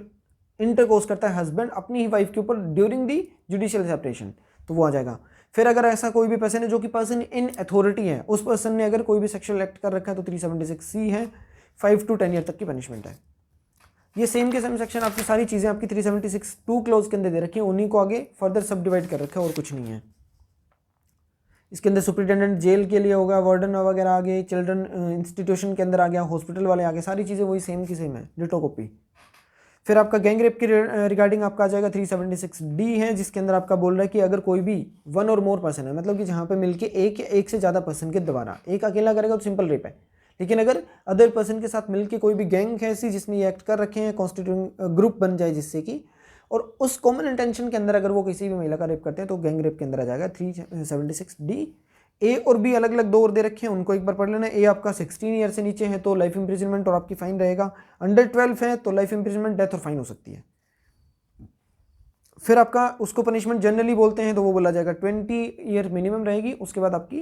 एक तरीके से लाइफ इंप्रिजमेंट हो सकती है। एक Priya Patel versus state of MP का केस है, इसके ऊपर भी बात करता है कि वुमेन जो है वो can she be liable for the section 376D, क्या लाइबल हो सकती है, तो बोलता है कि अबेटर की तरह लाइबल होगी, रेप ऑफेंडर के लिए लाइबल नहीं होगी। 376E आपका बात कर रहा है, DA और DB को देख लिया। फिर बोलता है कि रिपीटेड ऑफेंडर के लिए 376E रहेगा, DA DB के बाद आपका 376E। 7 बोलता है अननेचुरल ऑफेंसेस के लिए है, उसके ऊपर केस लॉज आपके आते हैं, सुरेश कौशल वर्सेस नाज फाउंडेशन का केस होगा जैसे, तो उसको देख लेना। फिर आपका नाज फाउंडेशन वर्सेस NCT दिल्ली वाला केस है, उसको देख लेना। लेटेस्ट एक केस लॉ है 377 के ऊपर, नवजोत सिंह जौहर वर्सेस आपका नवतेज सिंह जौहर वर्सेस यूनियन ऑफ इंडिया 2018 6 सितंबर का केस है, तो इसके ऊपर आपकी ये बताएगी थी 5 जजेस बेंच थे जो आपके चीफ जस्टिस थे अपने दीपक मिश्रा जी, तो उनके थ्रू ये जजमेंट आपके लिए डिलीवर करी गई थी। ये आपका सेक्शन 377 ज़्यादा डिटेल में मत पढ़ना, केस लो नाम याद रखो, जजमेंट को डिलीवर करने वाले जज का नाम याद रखो, दैट्स इट। 378 प्रॉपर्टी के खिलाफ आपके ऑफेंसेस के रिगार्डिंग बात करते हैं। तो प्रॉपर्टी मूवेबल हो सकती है, इमूवेबल हो सकती है, लेकिन जब बात करते हैं चोरी करने की तो इमूवेबल प्रॉपर्टी की चोरी नहीं हो सकती, मतलब कि मूवेबल प्रॉपर्टी होनी चाहिए, कोई उसका ओनर होना चाहिए, किसी पर्सन की पोजीशन में होनी चाहिए, ओनर होना जरूरी नहीं है, खाली पोजीशन तो भी चोरी हो सकती है। तो ये सेक्शन आपका 378 है। Whoever intending to take dishonestly, अगर कोई भी ऐसा पर्सन जिसकी इंटेंशन है गलत तरीके से किसी भी प्रॉपर्टी को लेने की, any movable property out of the position of any person, किसी भी पर्सन की पोजीशन में से गलत तरीके से आपको ऑब्टेन करने की, आपकी पोजीशन से छीनने की आपकी इंटेंशन है, without the consent of that person रहेगा, और move that property in order to taking, अगर टेक करने के पर्पज से आपने मूव भी कर दी, मतलब एक घर में सर्वेंट है या फिर मेड है कोई भी, उसने अगर आपकी कोई भी चीज़ उठा के आपके घर में छुपा दी ऐसी इंटेंशन से कि जब कोई भी पर्सन घर में नहीं होगा तो मैं उसको चोरी करके अपने घर लेके चली जाऊंगी, तो वो भी आपका 378 के अंदर चोरी के अंदर ही चला जाएगा। इस सेट टू कमिट आपका क्या माना जाएगा, अपने एक तरीके से थेफ्ट कमिट कर दिया। एक्सप्लेनेशन 1 बोलता है कि अगर कोई भी ऐसी चीज़ है जो कि आपकी अटैच टू द अर्थ है, जो कि मूवेबल नेचर की नहीं है, जब तक वो अटैच रहेगी, लेकिन अगर it becomes capable of being the subject of the theft as soon as it sever from the earth, earth के अंदर जुड़ी हुई कोई चीज़ है तो उसको आप नहीं बोल सकते, जब वो अलग हो जाएगी तो चोरी की चीज़ बन सकती है। सेकंड बोलता है कि अगर moving effect by the same act which effect the severance may be a theft, मतलब ये इस तरीके से कोई एक्ट कर दिया जिसकी की वजह से जो चीज़ आपके अटैच करी गई है अर्थ से वो हट जाएगी, तो वो भी आपका क्या रहेगा, वो एक्ट करना भी अपने आप में चोरी के लिए रहेगा। फिर बोलता है कि अगर कोई भी ऐसी चीज़ है जो कि एक तरीके से आपकी ऑब्स्टेकल से बंधी हुई है और आपने वो ऑब्स्टेकल हटा दिया इस इंटेंशन से कि बाद में उस चीज़ को मैं जब मेरे पास तक पहुंच जाएगी तो उसको मैं ले लूँगा, तो वो भी आपकी चोरी के अंदर जाएगी। बोलता है person is said to cause the thing to move by removing an obstacle, मतलब कि नाव है और उसकी जो जंजीर बनी रहती है लोहे की जो चीज़ है वो आप हटा देते हो, ऐसी इंटेंशन थी कि नदी में वो मेरे तक पहुंचेगी मैं उसको उठा लूँगा, तो वो चीज़ें हैं जो कि उसको मूव करने से रोक रही थी, अब उसने उसको आपको क्या कर दिया, उसने उसको हटा दिया किसी पर्सन ने, तो वो उसका थेफ्ट के अंदर जाएगा। फिर बोलता है कि एनिमल कोई भी था उसको आपने मूव कर दिया, मतलब कोई घोड़ा गाड़ी है उसके अंदर सामान रखा हुआ है, घोड़े को आपने कोई पत्थर मारा जिससे वो चला, आगे जाके आपने घोड़े को रोक लिया, सामान उतार लिया, तो वो भी चोरी के अंदर चला जाएगा। फिफ्थ आपका बोलते हैं कि consent mention in the definition में भी एक्सप्रेस और इंप्लाइड, किसी भी पर्सन की जो कंसेंट बताई गई है शुरू में वो आपकी इंप्लाइड और एक्सप्रेस हो सकती है। May be given either by the person in the possession or by the person having for that purpose authority either express or impliedly, मतलब कि एक आपका मोबाइल है और आपका मोबाइल आपका सपोज कि खराब हो गया, आपने क्या किया रिपेयरिंग की शॉप पे रखा हुआ है, अब अगर वो फ़ोन रिपेयरिंग शॉप में से चोरी हो जाए चाहे आपके घर में से चोरी आ जाए, आपका राइट तो रहेगा शूट फाइल करने का, मतलब क्रिमिनल केस फाइल करने का, साथ में जो रिपेयरिंग करने वाला पर्सन था उस पर्सन का भी राइट होगा, क्योंकि उसकी पोजीशन में से चोरी हुआ, आपकी ओनरशिप में से चोरी हुई चीज़ें, तो दोनों पर्सन का राइट माना जाएगा कि ये यहाँ पे राइट रहेगा to file a case against that person. अब इसके अंदर आपकी दे रखी है बहुत सारी इलस्ट्रेशन सारी इंपॉर्टेंट है, हैव टू रीड। इसके अंदर डी और एफ ज़्यादा इंपॉर्टेंट है, दोनों को अच्छे तरीके से पढ़ लेना, डी एफ आई जे के एल एम ओ ये इंपॉर्टेंट है, सारी पढ़ लेना। फिर आपका बात करता है 379 में पनिशमेंट है 3 साल की। 380 में बोलता है ड्वेलिंग हाउस के अंदर अगर चोरी करते हो, मतलब निवास स्थान के अंदर, तो आपका 7 ईयर की पनिशमेंट। 381 क्लर्क वगैरह है, कोई भी ये सर्वेंट है, उनके द्वारा अगर कोई भी प्रॉपर्टी जो थी मास्टर के पोजीशन में उनको उठा लिया, 7 ईयर पनिशमेंट। 382 पढ़ लेना। 383 एक्सटोर्शन, मतलब किसी तरीके के ऊपर किसी भी पर्सन के ऊपर जबरदस्ती वसूली करना, एक तरीके से ब्लैकमेलिंग करना, 383 है। तो बोलता है whoever intentionally put any person in fear, अगर कोई भी पर्सन जानबूझ के दूसरे पर्सन को फियर में डाल के अगर उससे कोई भी प्रॉपर्टी ट्रांसफर करवा ले। अब इसके अंदर आपकी चीज़ हो सकती है कि वो फ्यूचर में ट्रांसफर करने के लिए बोल दे, आज कोई भी पर्सन धमकी देगा कि कल तक मेरे खाते में 10 लाख डाल दो, नहीं तो आपके बच्चे को उठा लूंगा। इंजरी भी फ्यूचर में हो रही है और प्रॉपर्टी ट्रांसफर करने के लिए फ्यूचर में भी बोल सकता है, अभी भी बोल सकता है, तो दोनों चीज़ें आपके एक्सटॉर्शन के अंदर चली जाएंगी। तो बोलते हैं whoever intentionally put any person in the fear of any injury to that person, या तो उस खुद पर्सन को या फिर किसी और पर्सन को जो कि उसके अंदर इंटरेस्टेड है, मतलब जैसे बच्चा है तो या तो पर्सन को खुद को धमकी दे या फिर उसके बच्चे के ऊपर इंजरी कॉज करने की धमकी उसके फादर को दे, तो दोनों केसेस के अंदर dishonestly induce the person so put to in the fear to deliver any person any property और वैल्यूएबल सिक्योरिटी। वैल्यूएबल सिक्योरिटी हो सकती है सेक्शन नंबर 30 आईपीसी के अंदर जो दे रखी है वो चीज़ें, किसी भी पर्सन को, मतलब खुद को जो धमकी दे रहा है उसको या फिर किसी और पर्सन को वो प्रॉपर्टी आपकी या वैल्यूएबल सिक्योरिटी ट्रांसफर करने के लिए डराना धमकाना। और एनीथिंग साइन और सील्ड विच में भी कन्वर्टेड इनटू वैल्यूएबल सिक्योरिटी और कमिट द एक्सटॉर्शन, उसको बोला जाएगा एक्सटॉर्शन उसने कमिट कर दिया। 384 के अंदर उसकी पनिशमेंट दे रखी है, एक बार पढ़ लेना। इलस्ट्रेशन सारी पढ़ना, ए बी और डी मोस्ट इंपॉर्टेंट। 390 पे चलते हैं। बीच वाली चीज़ को एक बार आप एक तरीके से सेक्शन नंबरिंग पढ़ लेना, ज़्यादा इंपॉर्टेंट नहीं है। 90 बोलता है रोबरी। अब रोबरी के अंदर 3 चीज़ें आ सकती हैं। थेफ्ट आपका है वो भी रोबरी हो सकती है, एक्सटॉर्शन भी आपकी रोबरी हो सकती है, और रोबरी आपकी क्या होगी, कन्वर्ट होकर आपकी डकैती में भी कन्वर्ट हो सकती है। तो पहले बोलता है कि थेफ्ट जो है, चोरी, वो आपकी रोबरी कब होगी? कब होगी? जब आपने एग्रेवेटेड फॉर्म ऑफ थेफ्ट कर दिया हो। थेफ्ट करने के टाइम पे आपने क्या किया? थेफ्ट करने के लिए या थेफ्ट करने के दौरान आपने किसी तरीके की इंजरी कर दी किसी पर्सन को, या डराया धमकाया जिससे कि उसको इंजरी हो गई है, तो वो रोबरी के अंदर जाएगा। क्या बोल रहा है कि in all the robbery there is either theft और एक्सटॉर्शन, दोनों में से कोई एक चीज तो होगी। तो थेफ्ट रोबरी कब होगा? The theft is robbery if in order to committing of the theft, या तो थेफ्ट करने के पर्पज से, या कमिटिंग द थेफ्ट, करने के दौरान, या तो ड्यूरिंग है, या इन ऑर्डर टू मतलब करने के लिए, और इन कैरिंग अवे, या तो आपने कोई चोरी चीज कर ली उसको ले जाने के दौरान, या फिर ले जाने के पर्पज से उसको आप अटेम्प्ट कर रहे थे लेके जाने के लिए, उस पर्पज के अंदर आपकी ऑब्टेन बाय थेफ्ट, जो कि आपने चोरी से चीज ली उसको लेके जा रहे थे, उस दौरान the offender for that and, मतलब उस चोरी को कंप्लीट करने के पर्पज से, वॉलंटरली कोज और attempt to cause any person death, hurt और ग्रीवियस हर्ट। अगर कोई भी ऐसा पर्सन है जो कि ग्रीवियसली नेचर का हर्ट कोज कर दे, रेस्ट्रेंट कर दे, सिंपल हर्ट कोज कर दे, डेथ कोज करने की कोशिश करे, और इन सारी चीज़ों का अगर एक तरीके से फियर दिखाए, तो वो सारी चीज़ें आपकी थेफ्ट क्या होंगी? एक एग्रावेटेड फॉर्म का थेफ्ट माना जाएगा, जो कि आपका रोबरी कहलाता है। फिर एक्सटोर्शन जो यहाँ पे था, उस चीज़ को भी यहाँ पे बताया गया कि एक्सटोर्शन आपका रोबरी जब हो सकता है in the presence of that person है, मतलब इंस्टेंटली आप अगर आपको उसको डेथ या फिर हर्ट कोज करने की आप उसको धमकी दे रहे हो, तो इंस्टेंट जहाँ पे चीज़ें आएंगी रोंगफुल रेस्टेंट वाली, वो कंसीडर हो जाएगा 390 के अंदर रोबरी कहलाएगा। 391 के अंदर बोलता है कि रोबरी आपकी कन्वर्ट हो जाएगी जब ये एक्ट थेफ्ट का या फिर एक्सटोर्शन का 5 या 5 से ज़्यादा बंदों ने मिलकर कर रखा है, तो 391 के अंदर जाएगा। तो 5 और मोर पर्सन कोई जॉइंटली, मतलब जॉइंट लायबिलिटी की बात कर रहा है, यूनाइटेड एक्शन है इन सबका। तो कमिट और attempt to commit a robbery, robbery commit कर दे या अटेम्प्ट टू कमिट कर दे, और where whole number of persons को जॉइंटली कमिटिंग और attempting to commit a robbery, persons present and aiding, aid करना प्रेजेंट होना अलग बात है, प्रेजेंट पांचों एक साथ थे, एड फोन से एड कर रहे हैं, प्रेजेंट नहीं है, 3 बंदे कमिट कर रहे हैं लेकिन 2 बंदे ऐसे जो उनको रास्ता दिखा रहे हैं फोन पे, तो पांचों का को जॉइंट लायबिलिटी आएगी, डेकोइटी के अंदर जाएगा। सच कमीशन और अटेम्प्ट अमाउंट टू, अब उसके लिए क्या रहेगा? 5, वो 5 या 5 से ज्यादा पर्सन है, तो every person so committing, attempting or aiding is said to commit the dacoity, dacoity कहना माना जाएगा। 392 के अंदर रोबरी की पनिशमेंट है 10 ईयर, और सनसेट और सनराइज के बीच में अगर करता है कोई भी हाईवे पे, तो 14 ईयर की पनिशमेंट हो जाएगी। 393 है कि रोबरी की अटेम्प्ट करना, 393 7 ईयर पनिशमेंट।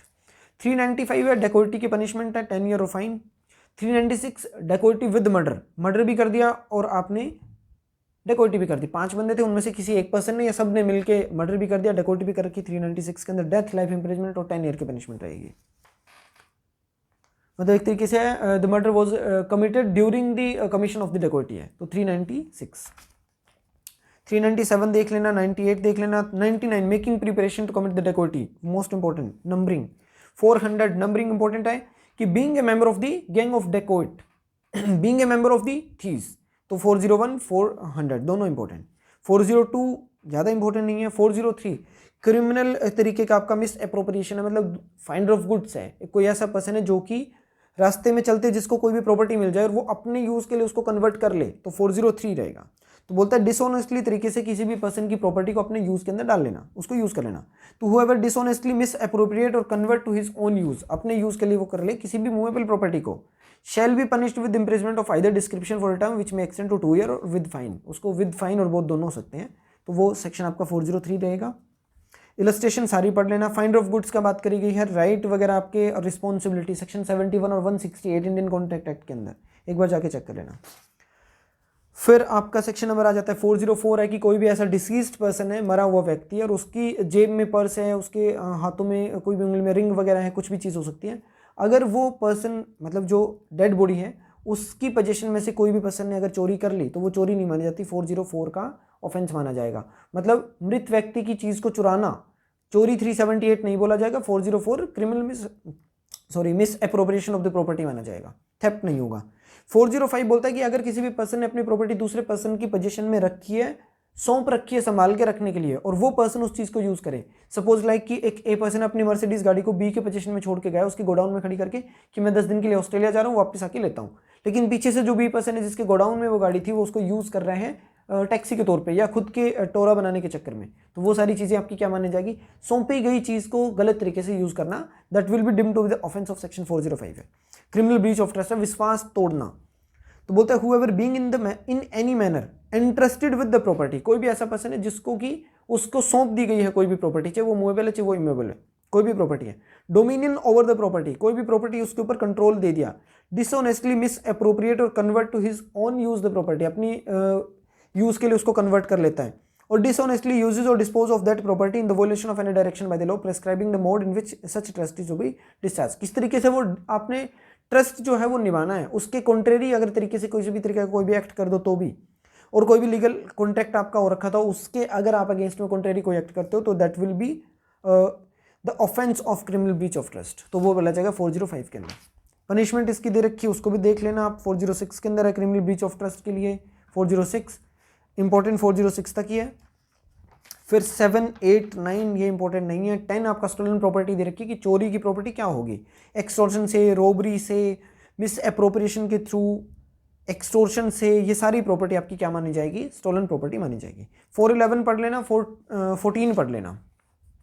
15 आपका चीटिंग की बात करता है, जैसे फ्रॉड बोलते हो, तो बोलता है कि कोई भी पर्सन ऐसा डिसीविंग एनी पर्सन, दूसरे पर्सन के साथ धोखाधड़ी करता है, फ्रॉडुलेंटली और डिसऑनेस्टली तरीके से उस पर्सन को इंड्यूस करता है, so deceive to deliver any property to any person, किसी भी पर्सन को कोई भी प्रॉपर्टी डिलीवर करने के लिए बहलाता फुसलाता है उसको,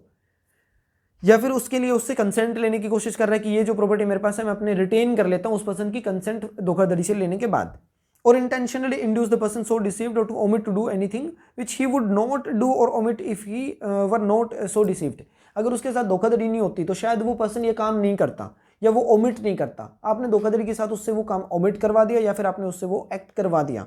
तो बोला जाएगा और विच द एक्ट और ओमिशन कोज और is likely to cause the damage और हार्म टू दैट पर्सन, वो ओमिशन और एक्ट उस पर्सन को खुद को हार्म पहुंचाएगा।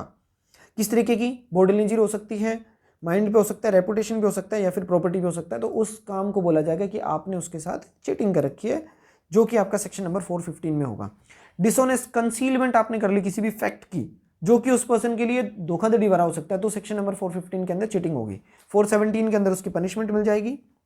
416 में बोलता है कि कोई भी पर्सन है जो कि चीटिंग करता है लेकिन वो पर्सोनेशन के थ्रू है, मतलब बहरूपिया बन के, कि जैसे कि सैंडविच मूवी आपने देखी होगी, गोविंदा की डबल रोल करता है, तो वो चीज़ें आपकी इसके तरीके से हो सकती हैं, तो वो 416 के अंदर है। 419 के साथ इसको पढ़ना। 417 के अंदर छल करने का आपका क्या दे रखा है, पनिशमेंट दे रखी है। 420 बोलता है कि डिलीवरी ऑफ प्रॉपर्टी करवा लेता है इंड्यूस करके डिसऑनेस्टली या फिर आपके चीटिंग करके, तो वो सेक्शन आपका एक तरीके से एग्रेवेटेड फॉर्म ऑफ चीटिंग 420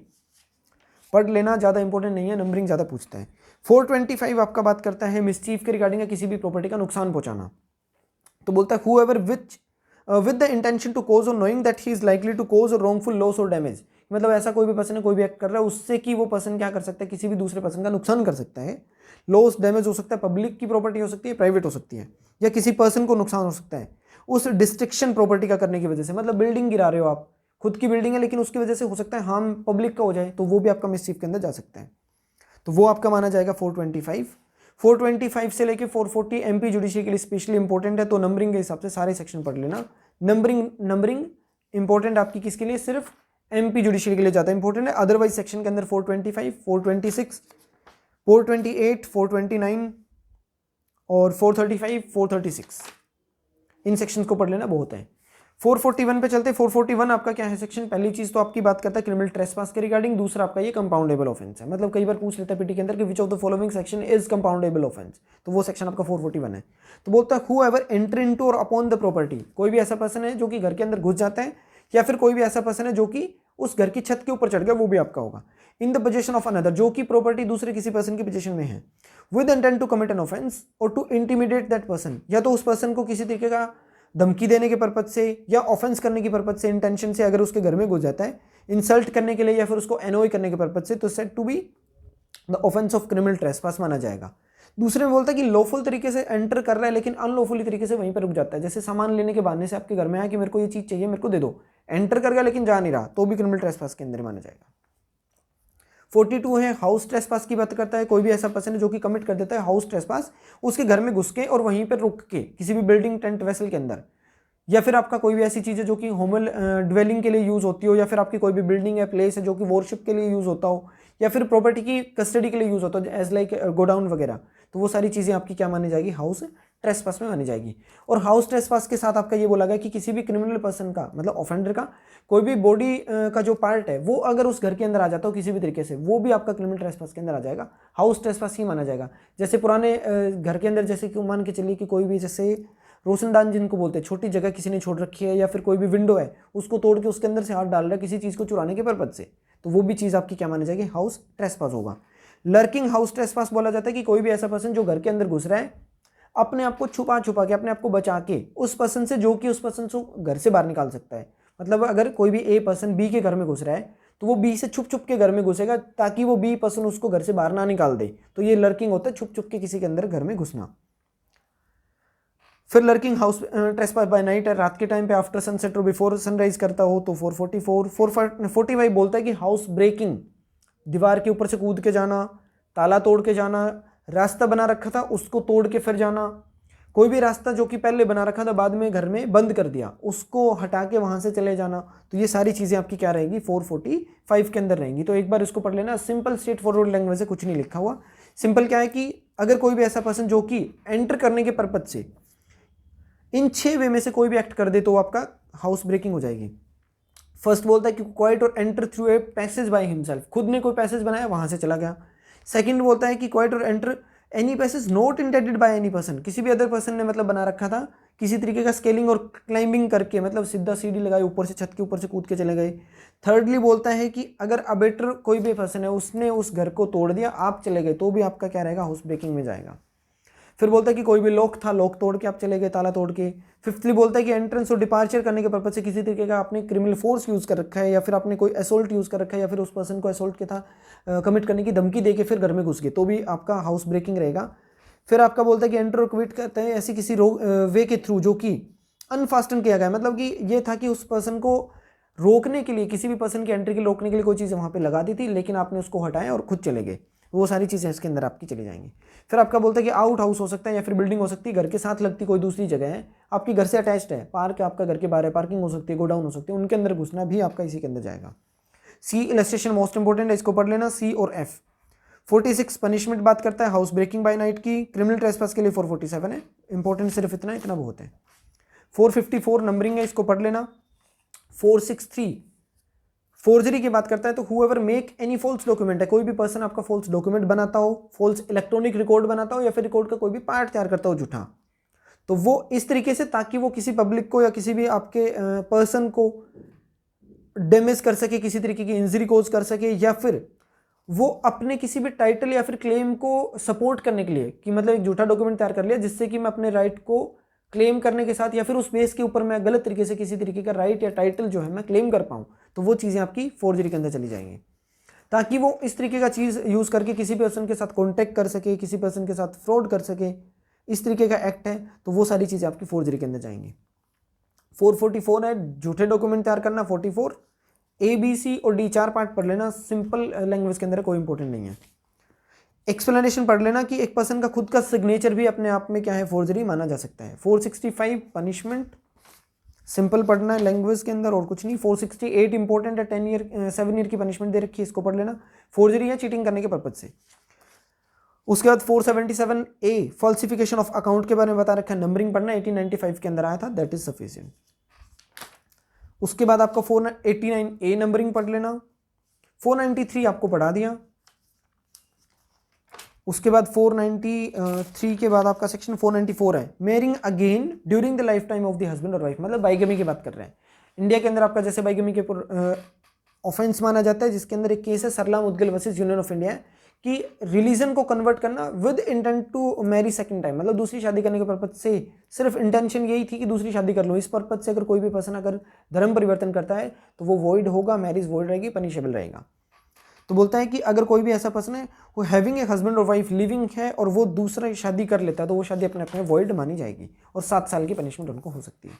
फिर अब बोलता है कि this section does not extend to any person whose marriage with such husband or wife has been declared void by the court of competent jurisdiction, मतलब कोई ए पर्सन है और B की शादी हुई, इनकी शादी को कॉम्पिटेंट कोर्ट ने क्या कर दिया, डिक्लेयर वॉइड कर दिया। उसके बाद अगर ये पर्सन आपका किसी दूसरी से शादी कर लेता है, लड़की से या लड़के से वो लड़की शादी कर लेती है, तो वो आपकी ये सेक्शन एप्लीकेबल नहीं होगा, उसके ऊपर ये सेक्शन एप्लीकेबल नहीं होता, मतलब that will never be deemed to be the offence of bigamy. No to any person whose contact marriage during the life of the former husband or wife, if such husband or wife at the time of the subsequent marriage shall have been continuously absent from such a place or person or space of 7 years. मतलब कोई ऐसा person है जो कि 7 साल से घर से गायब है, 1078 IPC के अंदर जो सेक्शन आपके आते हैं 108 के अंदर वहाँ दे रखी है. तो अगर कोई पर्सन ऐसा जो घर से 7 साल से गायब है लेकिन अभी तक ना तो शादी डिक्लेयर वॉइड हुई और ना ही वहाँ पे डाइवोर्स हुआ, तो अब अगर कोई भी पर्सन ऐसा शादी कर लेता है तो उसके ऊपर भी ये ऑफेंस लागू नहीं होगा. 495 है कंसीलमेंट ऑफ फॉर्मर मैरिज है, पुराने वाली शादी की फैक्ट को छुपा के अगर दूसरी शादी करता है तो 10 ईयर की पनिशमेंट, और बता के पता होते हुए भी शादी कर लेता है मतलब 494 का ऑफेंस करता है तो 7 ईयर की पनिशमेंट है. 496 को जनरली छोड़ देना. 497 एडल्ट्री 5 ईयर की पनिशमेंट है, स्ट्रक डाउन कर दिया Joseph Shine versus Union of India 2018. 498 है एंटाइसिंग और टेकिंग अवे और detaining any women with intent to married, मतलब कि ऐसी इंटेंशन है कि उसको छुपा के रखना चाह रहा है, किसी भी मैरिड वुमेन को उसके हस्बैंड से छुपा के वहाँ से अगर वो कहीं पे भी लेके जाता हो एंटाइसमेंट वगैरह करके तो 498 रहेगा. मतलब एंटाइसिंग अवे और टेकिंग अवे एनी वुमेन या फिर कंसीलमेंट कर देना और डिटेन करके रखना अपने उसके हस्बैंड से, तो वो 498 है. 498A बोलता है husband or relative of the husband है, अगर वो उस वुमेन को क्रुएलिटी कोज करते हो तो 498A लग जाएगा, 3 ईयर की पनिशमेंट रहती है. 198B CRPC के साथ इसको पढ़ना है. ये चैप्टर जो आपका 1983 के अंदर इंसर्ट किया गया था. ये क्या बोल रहा है कि whoever being the husband और relative of the husband, husband का रिलेटिव या फिर हस्बैंड खुद है, किसी भी वुमेन को जो उससे शादीशुदा है उसके ऊपर किसी तरीके की क्रुएलिटी करता हो, वेदर फिजिकली या फिर उसको मेंटली तरीके से टॉर्चर करता है, तो उसको पनिशमेंट 3 ईयर की रहेगी. क्रुएलिटी का मीनिंग है कि कोई भी तरीके का आपका विलफुल कंडक्ट हो सकता है जो कि इस तरीके से है जो कि उस वुमेन को कमिट सुसाइड करने के लिए मजबूर कर दे, ग्रेव नेचर की इंजरी कोज करता हो, उसके लाइफ के लिए डेंजरस हो सकता है, या फिर मेंटल और फिजिकल तरीके का कोई भी एक्ट हो तो वो क्रुएलिटी रहेगी. या उस वुमेन की किसी तरीके से आपकी हरेसमेंट किया जाना ताकि उसको कोर्स कर सके, मतलब कोर्जन होता है एक तरीके से उसके ऊपर इलीगल डिमांड करना, इलीगल तरीके से उसके ऊपर प्रेशर डालना, या फिर उसको डिमांड कर रहा है अनलॉफुल तरीके से डोरी की, तो 498A के अंदर उसको क्रुएलिटी बोली जाएगी. इल ट्रीटमेंट वगैरह दे रखा है कमेंट के अंदर, सारे पढ़ लेना. डिमांड फॉर डोरी है, इसको भी पढ़ लेना. उसके बाद कुछ केसेस दे रखे हैं उनको पढ़ना है. अब सेक्शन आपका 499 है, डिफेमेशन के रिगार्डिंग बात करता है, तो कोई भी ऐसा पर्सन मेक और पब्लिश कर दे कोई भी स्टेटमेंट दूसरे पर्सन के रिगार्डिंग जो उसकी मेंटली तरीके से परेशान करने वाली या फिर उसको डिफेम करने वाली स्टेटमेंट हो. अब इंडिया के अंदर आपके दो रहते हैं, लीबल रहता है, एक स्लेंडर रहता है. स्लेंडर एक तरीके से मतलब कि जो ओरली तरीके से बता रखा हो, लीबल मतलब कि लिख के राइटिंग में अगर किसी का डिफेमेशन करता हो तो वो. इस सेक्शन के अंदर आपकी 4 एक्सप्लेनेशन दी गई है और 10 आपकी एक्सेप्शन दी गई हैं जिनमें से पेपर में आता है. एक्सेप्शन की डायरेक्ट हेडिंग मिलेगी पेपर के अंदर, ये कौन सी एक्सेप्शन बोलती है, तो ये पूछा जाएगा. एक बार देख लेते हैं. बोलता है whoever by words either spoken or intended to be read or sign or visible representation makes or publish any imputation that such imputation will harm the reputation of such person. मतलब कि knowingly और reason to believe है उस person को कि मेरे द्वारा ऐसा एक्ट किया जाना चाहिए, मैं उसको छाप दूं, लिख दूं. इंटेंशन ऐसी है कि उस तरीके से उस पर्सन का विजिबल रिप्रेजेंटेशन कर दूं कि सामने वाले पर्सन का डिफेमेशन होगा, उस चीज को क्या माना जाएगा, डिफेमेशन के अंदर डाल देंगे. फर्स्ट बोलता है कि it may amount to defamation to impute anything to a deceased person. अगर मृत व्यक्ति के ऊपर भी कुछ बोल रहे हो और उसकी वजह से उसके लीगल रिप्रेजेंटेटिव की फीलिंग हर्ट हो रही है तो वो आपकी फर्स्ट के अंदर जाएगी. मतलब कि डिसीज्ड पर्सन के ऊपर आपका कमेंट करना जो कि फीलिंग हर्ट कर दे किसी भी जो उसके लीगल रिप्रेजेंटेटिव की, तो फर्स्ट के अंदर है. सेकंड बोलता है कि इरोनिकली अगर किसी तरीके का कोई भी अल्टरनेटिवली तरीके से कोई भी एक्ट कर दे, मतलब हिडन मीनिंग के अंदर कोई आप कमेंट कर रहे हो तो आपका चला जाएगा थर्ड के अंदर, सॉरी. सेकेंडली बोलता है कि कोई भी कंपनी या फिर आपके एसोसिएशन के द्वारा अगर कोई एक्ट कर दिया जाता हो तो वो भी आपका थर्डली के अंदर है. डायरेक्टली और इनडायरेक्टली तरीके से कास्ट के ऊपर कोई भी वर्ड बोलना या फिर एक तरीके से उसका बोले तो एक स्पेशल स्टेटस के ऊपर किसी तरीके का कोई भी कमेंट करना, तो वो चीज़ें आपकी हो सकती है. घिनौना एक तरीके से घृणास्पद अगर कोई भी एक्ट कोई इम्प्यूटेशन लगाते हो तो वो भी फोर्थली के अंदर. फिफ्थली बोलते हैं imputation of the truth which public good. अब ये सॉरी फिफ्थ नहीं है, एक्सेप्शन के अंदर जा रहा है. एक्सेप्शन 10 दे रहा है कि जिनके अंदर आपकी डिफेमेशन नहीं मानी जाएगी. पब्लिक गुड के लिए जरूरी था आपकी सच बताना, उसके रिगार्डिंग अगर कोई भी चीज़ बताई जा रही है तो वो आपका नहीं माना जाएगा. पब्लिक सर्वेंट के कंडक्ट के ऊपर अगर कोई कमेंट कर रहा है वो भी नहीं माना जाएगा. कंडक्ट किसी भी पर्सन का जो कि पब्लिक क्वेश्चन को टच करता हो उसका जवाब देना वो भी डिफेमेशन में नहीं आता. Publication of report of the proceeding of court, court की प्रोसीडिंग को छाप देना ये भी डिफेमेशन में नहीं आता. Merit of the case in the court और कंडक्ट ऑफ द विटनेसेस और अदर कंसर्न, कोई भी अगर विटनेसेस वगैरह उनकी स्टेटमेंट है, कोर्ट की कोई भी कंडक्ट है या फिर डिसाइड कर रखा कोई भी चीज़ है, मेरिट्स को उनको छापना अपने आप में ऑफेंस में नहीं आता. Merit of the public performance के रिगार्डिंग कोई एक्ट है वो भी आपका डिफेमेशन में नहीं आता। 8th बोलता है कि acquisition preferred in good faith to the authorise person, मतलब एलिगेशन लगाए गए हैं अथॉराइज पर्सन के सामने ताकि आपको सुधारा जा सके, तो वो भी आपका नहीं होगा। और लास्ट आपका लास्ट सेकंड 9th बोलता है imputation made in good faith bye the person for the protection of his और अदर इंटरेस्ट, मतलब कि जैसे ये बोल दे कि किसी भी पर्सन ने आपका ये बोल दिया जाके कि ये पर्सन जो है वो गलत संगति के अंदर एक तरीके से है, तो वो उस पर्सन को सेव करने के लिए था, तो 9th के अंदर चला जाएगा। और 10th बोलता है कि क्वेश्चन जो भी intended for the good to a person whom conveyed और फॉर द पब्लिक वर्क, मतलब कि आपका बच्चा गलत संगत के अंदर, उसको आप सुधार सकते हो, उस बच्चे की वजह से आपको परेशानी ना हो, तो इस तरीके की स्टेटमेंट देना, सच्चाई बताना, सारी चीज़ें इन्हीं के अंदर जाएगी। तो वो सब कुछ आपका क्या रहेगा अपना एक तरीके से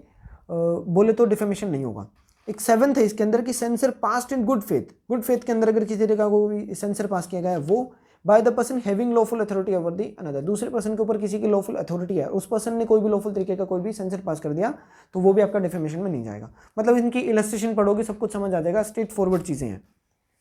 500 पनिशमेंट है 2 ईयर की। 503 क्रिमिनल इंटिमिडेशन, मतलब कि कोई भी ऑफेंस करने की धमकी देना, किसी भी तरीके का कोई भी उसको धमकी देना कोई भी क्रिमिनल एक्ट करने की, तो 503 रहेगा। 504 और 505 पढ़ लेना। 5 आपका बोलता है कि एक तरीके से रूमर वगैरह फैलाना 505 के अंदर है। 506 बोलता है पनिशमेंट रहेगी क्रिमिनल इंटिमिडेशन की। 508 है